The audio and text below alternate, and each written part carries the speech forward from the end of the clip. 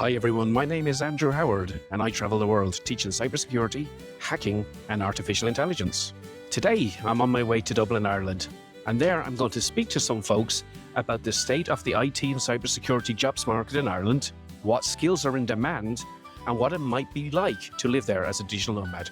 So come along with me and let's talk to some folks in Dublin.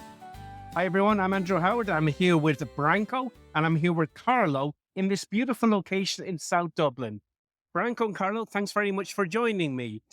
Thanks. Carlo, tell us about yourself. What is your job role in Ireland? Good afternoon, Andrew, and thanks for the opportunity to have this chat. I'm an IT ops lead and I work for a major international telecommunications company based in Dublin. Excellent. So you do telecommunications and I think a little bit of cloud. Yeah, a little bit of cloud, a little bit of telecommunications, but primarily IT desk side support will be my major function and responsibility. Excellent. Now, you're looking for people. We're all looking for people. What are the skill sets that you're primarily looking for?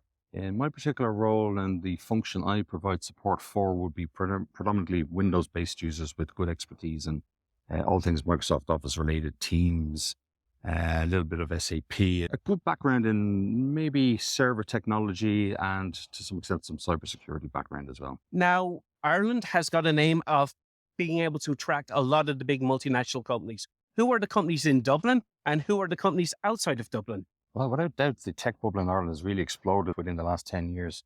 Certainly in Ireland, we see companies such as LinkedIn, Apple, Google, IBM, for example, as well as other major sites in Ireland or cities in Ireland, such as Cork, which is housing Apple, and Apple are based down there. Excellent. And Galway also has a very good tech centre. Galway do, yep. Yeah. I believe DXC are based down there as well. I love Galway. I love going to Galway every time I come to Ireland. Branko, you are a hiring manager. What kind of people are you looking for and what are you supporting at the moment? Hi, Andy. Yeah, well, I'm again a customer support manager in IT company, and when we are hiring, we are looking for people with the background in computer science, ideally, with good technical acumen, but then as well to have a good communication, so to say soft skills as well, which are very important when you have all that interaction with your clients. Okay. Carlo, for yourself, is there any particular certifications you're looking for or degrees? Generally, we're looking for degrees in computer science, backed up with some expertise and some work experience in companies to date. So work experience is always important. Yeah, absolutely. Yeah. Yes. So if you're going to be coming here as a digital nomad, you probably want a little bit of experience under your belt. Absolutely. Yeah, I think it will definitely benefit both ourselves, the employer and the employee. Excellent. Yeah. And Branko, for yourself, you're also an immigrant to Ireland. You're not originally from Ireland. What percentage of the jobs are you filling with Irish people? And what percentage of the jobs are you having to go outside of Ireland to fill those positions? Well, that changes obviously throughout the time, but at the moment I would say there's probably 20 to 30% of positions in tech filled by Irish people, and then for the remainder of 70% to 80% we have to look outside Ireland. So massive skill gaps for the skills you're looking for in Ireland itself. You're having to go out for about 70%. Yes, that's a ballpark. Excellent. Well, that means that there's lots of jobs here if you're a digital nomad and you're wanting to come to Ireland. Absolutely. So if you want to come to Ireland, how difficult is it for you to sponsor people or help them get work visas, or how do they generally do it? Well, what I noticed lately is that most of the people who are trying to get positions here in Ireland would usually do a master's here at one of the many universities we have in Ireland. And then after that, they would qualify for 2 years, I think, visa that allows them to remain in Ireland and work. Yeah.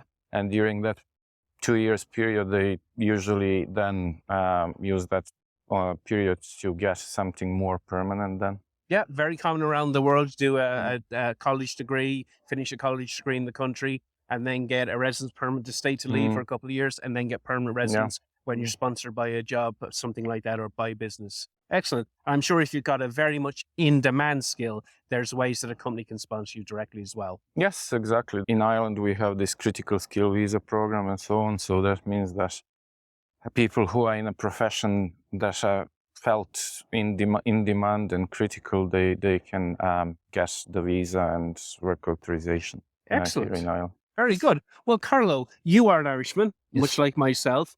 Why should people come to Ireland? What does Ireland have to offer for somebody who's thinking about picking Ireland as a digital nomad? It's a big world. As I say, I myself am perhaps going to live in Thailand for maybe up to a year. Why should people come to Ireland? Why should they consider Ireland? Well, Ireland is actually a beautiful spot. It's got a very temperate climate. It's got a lot of fun things to do, a lot of great and interesting places to see.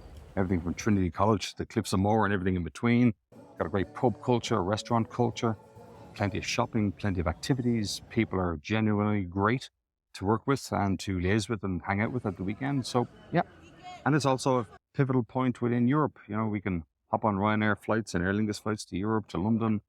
Plenty to do over there as well. And then just return to Ireland and continue that way. Excellent. Well, you've hit the high spots from my perspective as well. The people are very nice. They're very friendly. The pub and the food culture has absolutely exploded, the food culture, since I lived here 20 years ago. Yeah. I mean, the quality food is excellent. And then, of course, you have Ryanair. You can go to anywhere in Europe very inexpensively, and actually some Spanish islands and to Africa as well. So lots of choice for travel. It's a great place to see the rest of Europe from Ireland.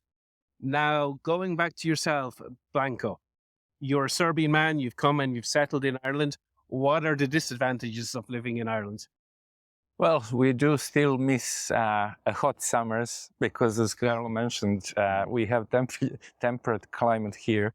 So not too hot summers, not too cold winters.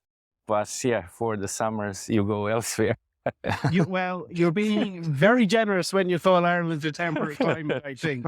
You know, it is temperate. It doesn't get too hot, too cold. It does tend to rain a lot. But I think more on the west coast than Dublin. Dublin tends to be a little bit definitely. higher. Excellent. Well, Branko and Carlo, listen, thank you very much for talking to me today. It's been a great pleasure having a chat with you. And hopefully people will watch this video and they'll be attracted to come and live in Ireland. So we might get a few digital nomads living here because of this interview. Again, gentlemen, thank you very much for your time. It was a pleasure, Andy. Thank you. Well, everyone, I hope you enjoyed that interview. I certainly did, and I found it very interesting. If you'd like to know more about the digital nomad lifestyle or indeed cybersecurity, please remember to subscribe and to like, because I have a lot more content coming from all across the world. I'm Andrew Howard. I hope to see you again soon.